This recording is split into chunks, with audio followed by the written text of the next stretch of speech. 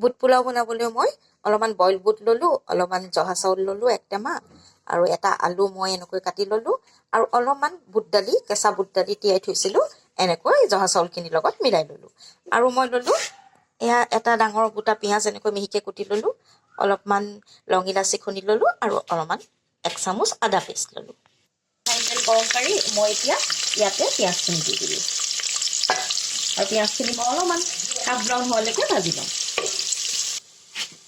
এতিয়া আদা পেষ্টখিনি দি অলপমান আদা পেষ্টখিনি মই ভাজি ল'ম।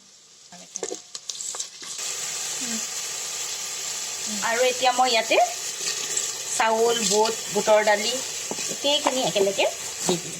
দি পেলাই অলপমান নিমখ দিম, আৰু লং ইলাচি কেইটা খুন্দি লোৱা ইয়াৰ ওপৰতে দি দিম। দি অলপমান ভাজিম, তাৰপিছতে পানী দিম। এতিয়া মই নিমখ দিলোঁ, আৰু লং ইলাচি কেইটা এনেকৈ দি অলপমান গেছটো মিডিয়াম টু ল' কৰি মই অলপমান ভাজি ল'ম।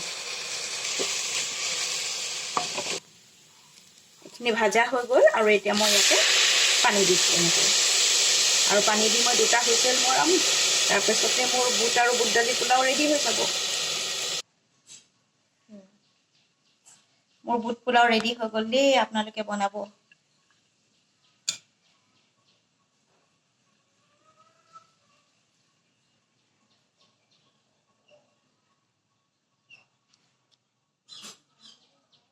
দেওবাৰৰ স্পেচিয়েল, খুব ভাল হয় কিন্তু খাবলৈ।